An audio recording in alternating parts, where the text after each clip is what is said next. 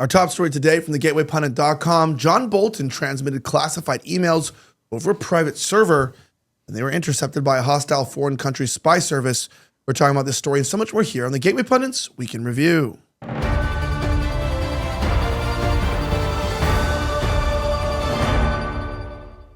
My name is Elijah Schaffer. This is the Gateway Pundit's Week in Review. We cover the top stories of the last 24 hours. Our top story today, John Bolton transmitted classified emails over a private server, and they were intercepted by a hostile foreign country's spy service. Christina Lila has the report. Trump's former national security advisor, John Bolton, transmitted classified emails over a private server system, and they were intercepted by a hostile foreign country's spy service, according to a new leak.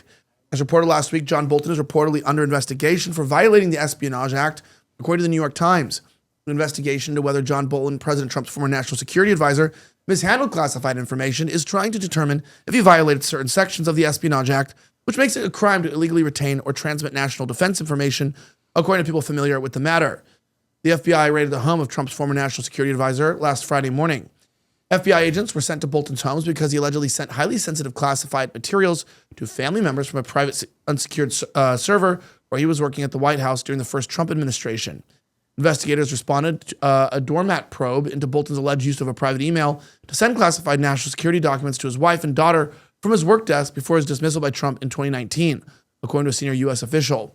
The investigation to John Bolton began in 2020 when he used classified information to write his book titled The Room Where It Happened. The Biden administration halted the investigation to Bolton, but FBI Director Kash Patel received it and ordered the raid on former NatSec advisor's home. John Bolton has not been arrested or charged with any crime yet. New York Times reported that the U.S. government actually discovered John Bolton's classified emails while gathering information from an adversarial country's spy service. It's so crazy how you can get arrested for standing in the Capitol, for standing in your building, by the way, a taxpayer building, not even going through security in there. It's someone else broke in, you just walked in and stood there, looked around, did nothing, and walked out. And you can go to prison. But giving over through negligence, like classified national security information to a foreign adversarial country, doesn't even get you arrested or charged with a crime. I don't know how you feel about that, Henny, but I'm not shocked. I know you're not shocked. What do you think? Rules for thee, but not for me. We see that time and time again with these, all of our politicians. They get away with tons of crime. Nothing's ever done. We've seen Hillary, when she went ahead and destroyed her hard drives. We've had Fauci, who went and poisoned majority of our country and told them that this was the only way to help, keep them safe, which wasn't true at all. And the Biden administration as well. We know Hunter Biden, the history that they had and how that was all covered up, and he received a pardon. But me, who was there on January 6th and handed out cupcakes, called them freedom cakes, I was looking at 5 years. Woke up with at least 20 to 30 agents in my front yard, rifles pointed at me, and it was a couple years of just trouble I had to deal with. So it's very frustrating. I wish that we can actually hold these people accountable. I know we are the ones who are supposed to hold them accountable, and I would like to see something done. Absolutely. That being said, I want to talk to you guys about something. Mike Lindell and MyPillow employees want to thank you guys for your continued support. Mike has a passion to help everyone get the best sleep of their life. He didn't stop by creating the best pillow. He created the best bed sheets ever. They are my bed right now. Backed by popular demand, they have brought back an offer of all my listeners have loved. The Percale bed sheets, any size, any color, just $29.88. That's right. You can even get queens, kings, split kings, and California kings, any size and any color, just $29.88. Get them while they last, because when they're gone, they're gone. The MyPillow Percale bed sheets are breathable and have a cool, crisp feel. They have deep pockets to fit over any mattress, and they look and feel great, which means you can even get a better night's sleep. For a limited time, when you order over $100, you'll receive a free shipping plus $100 in free digital gifts. Go to MyPillow.com, MyPillow.com. Use promo code Elijah, ELIJAH, to receive your Percale bed sheets for just $29.88, or call 1-800-210-8491 and use promo code Elijah. Now, that being said, quite interestingly enough, a man is charged with homicide after slipping abortion pills to girlfriend. Do officials realize what they're admitting? An Illinois man is facing a homicide and charges after allegedly slipping abortion pills to his girlfriend without her consent. 31-year-old Emerson Evans of the community at Normal appeared Monday in McLean County Circuit Court. Judge Amy McFarland agreed to prosecute his request to detain Evans pending a trial. Evans faces 2 counts of intentional homicide of an unborn child, a felony comparable to first-degree murder. Emerson Evans pursued his girlfriend to abort. She refused. She told the police that he had made the decision for her. Evans bought abortion pills for $50 and allegedly drugged his girlfriend without her knowledge. The charges carry a minimum sentence of 20 years in prison for each count. In a court report, police called the woman on Friday for a report of a pregnant woman suffering a medical emergency. When told them that she was 7 weeks along, and had just told Evans of the pregnancy that day. Absolutely insane. Check this out. A normal man will be held in custody after allegedly giving abortion-inducing medicine to a pregnant woman without her consent. 31-year-old Emerson Evans appearing in court today. He's facing 2 counts of intentional homicide of an unborn child. He could serve up to 60 years in prison if found guilty. Evans will appear in court in early September. Okay. What did the girl look like? Do we know? No, I'm not sure what the girl looked like. That is that's a mystery at the moment. Let's see what her name it was. Let me see. Let me go back to that for a second. What's her name? Either way, it's a terrible story.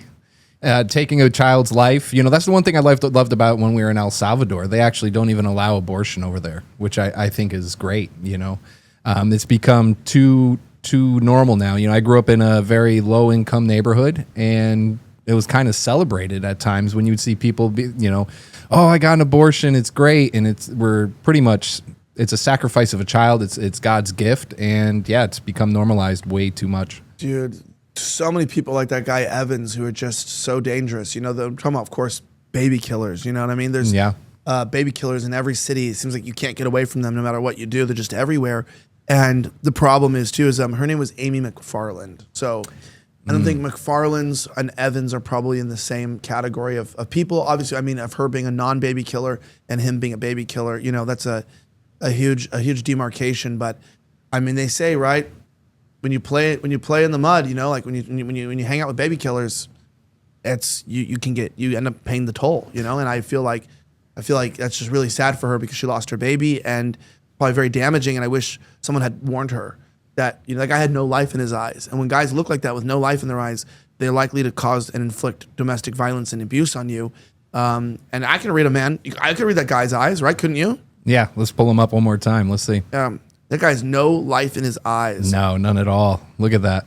That's crazy. No remorse for nothing. You can see it. Yeah, he doesn't give a crap about anything. Nope. Wow. Man, if only McFarland had thought that through. Because Evans is one of those names that you don't expect. That doesn't necessarily a baby killer. You know what I mean? Mm-hmm. It could be a baby liver. Yeah. But anyway, slutty Dr.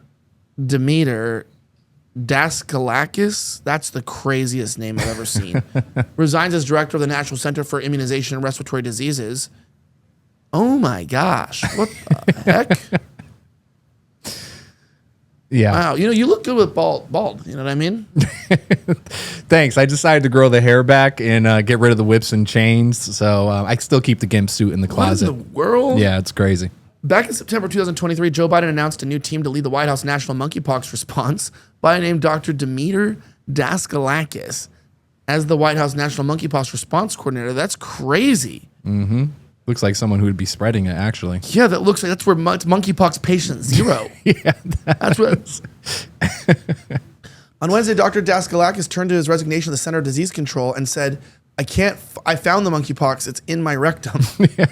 No, anyway, dude, I got to tell you, look, I'm not a kink shamer. Mm-hmm. Everyone's got their own sexual proclivities and whatnot. But look, I just don't think you should be putting on the internet like that. Like, I don't think you should no. If you want to get whips and chains and tie yourself up, go ahead, have a good time. But that's crazy. I mean, that's what the whole Harris Biden administration was all about. I remember when this guy came out, they were promoting him like this was some great accomplishment. Then you had the other guy who was stealing luggage, but he was dressing up with dog masks and all this kind of weird kinky stuff. And they're glorifying sin and they're bringing this in. And the whole thing with monkeypox too, a lot of people, I don't know if people remember, but it was like this big thing all over the news, and then children started coming out and having monkeypox. And one of the children, they had 2 parents who were 2 males, 2 gay guys, and the baby had monkeypox, or the young child. And the second that came out into the news, that's when it all kind of disappeared, because the only way you can get that is through sexual intercourse and those kind of things.